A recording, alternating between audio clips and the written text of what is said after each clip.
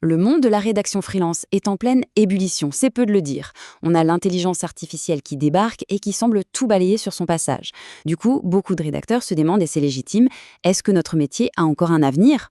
Eh bien, la réponse est un grand oui. Mais attention, il y a une condition, il faut changer radicalement de posture. On va décortiquer ça ensemble pour voir comment non seulement survivre, mais surtout comment prospérer à l'ère de l'IA.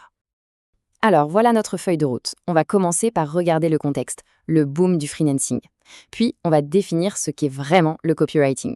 Ensuite, on attaque le cœur du sujet, cette fameuse pyramide de la valeur que l'IA a créée. Après ça, on verra comment devenir un stratège et on finira par la question qui fâche ou qui réjouit, l'argent. Allez, c'est parti. Première chose, le contexte général. Le freelancing, ce n'est plus une niche, c'est une vraie tendance de fond, une lame de fond même, qui redessine complètement le marché du travail, que ce soit en France ou ailleurs. Mais alors pourquoi un tel engouement? Qu'est-ce qui pousse autant de gens vers l'indépendance? Souvent, c'est un ras-le-bol du salariat classique, ou l'envie de se reconvertir. C'est aussi bien sûr la quête d'un meilleur équilibre de vie. Et puis, c'est le désir de valoriser une expertise pointue, d'être reconnu pour ce qu'on sait faire de mieux. C'est exactement dans ce contexte que le copywriting freelance explose. Ok, passons au métier lui-même, le copywriting. C'est hyper important de bien comprendre de quoi on parle, parce que ce n'est pas juste écrire des textes. Non, c'est beaucoup, beaucoup plus stratégique que ça. Voilà, la définition tient en quelques mots, mais elle est essentielle. Le copywriting, c'est l'art de convaincre avec les mots. Chaque phrase, chaque mot est choisi pour une seule raison, pousser à l'action.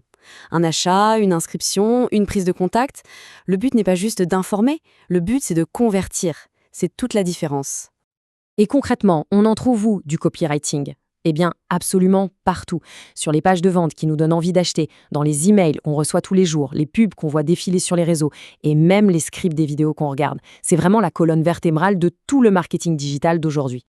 Bon, maintenant, on arrive au point de bascule. Le moment où tout change.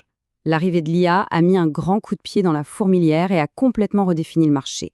Elle a créé une nouvelle hiérarchie, une sorte de pyramide de la valeur, qui sépare très clairement les rédacteurs en danger et ceux qui ont un avenir en or. Soyons clairs, le message est un peu brutal, mais il faut l'entendre.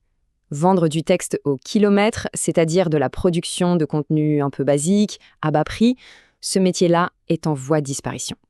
Pourquoi? Parce que l'IA peut le faire quasi gratuitement. La compétition est juste devenue impossible sur ce terrain. Et voici à quoi ressemble cette nouvelle structure.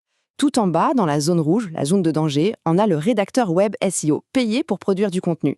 Juste dessus, le copywriter, qui est déjà mieux valorisé parce que son travail génère de la conversion. Et tout en haut, le Graal, le brand voice stratégiste, celui qui est l'architecte de la voix de la marque. L'objectif est simple, il faut grimper. D'accord, mais comment on fait pour grimper? La réponse, en fait, elle est assez simple dans son principe. Il faut se concentrer sur tout ce que l'IA ne peut pas faire. Il faut cultiver son avantage humain, ce truc qui nous rend irremplaçables. Regardons ça de plus près. À gauche, ce que l'IA fait très bien, générer des brouillons, produire en masse et même simuler une émotion. Mais c'est à droite que se trouve la vraie valeur. L'humain, lui, ne simule pas l'empathie, il la ressent. Il ne compile pas des infos, il mène des interviews pour trouver la pépite. Et surtout, il ne suit pas un algorithme, il élabore une stratégie. C'est là que tout se joue. Alors concrètement, sur quoi il faut miser? Il y a 3 compétences clés. 1. Devenir un enquêteur. Maîtriser l'art de l'interview pour dénicher l'info que Google ne connaît pas. 2. Devenir un psychologue. Développer son empathie pour vraiment comprendre les peurs, les désirs, les vraies motivations de l'audience. Et 3. Devenir un alchimiste. Savoir prendre un brouillon de l'IA et le transformer en un texte en or, un texte percutant et profondément humain. Et tout ça, logiquement, ça nous amène à la question de l'argent.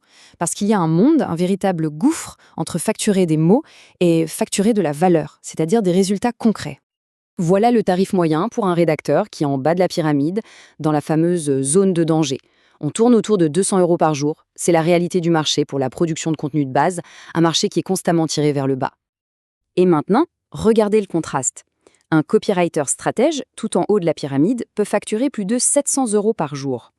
La différence est énorme. Pourquoi? Parce qu'on ne le paye pas pour des mots, on le paye pour des résultats, pour son impact sur le business. La valeur perçue n'a juste rien à voir. Et ça nous amène au conseil le plus important de tous. C'est un changement de mentalité qui est absolument vital pour réussir aujourd'hui. Il faut arrêter de facturer aux mots. c'est terminé. Le problème, il est là. Facturer au mot, c'est un piège mortel. D'abord, ça pénalise l'efficacité. Un message court et puissant a souvent plus de valeur, non?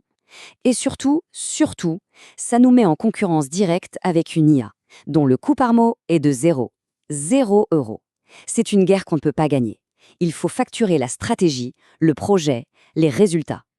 Pour finir, il faut voir l'IA pour ce qu'elle est. Ce n'est pas une ennemie, ce n'est pas une concurrente, c'est un outil. Un outil extraordinairement puissant, un levier incroyable. Mais un outil, ça ne vaut rien sans un artisan qui sait s'en servir. L'IA n'est pas une menace pour celui qui a une stratégie. La vraie question, ce n'est donc pas est-ce que l'IA va me remplacer, mais plutôt ok, comment je vais l'utiliser pour apporter encore plus de valeur.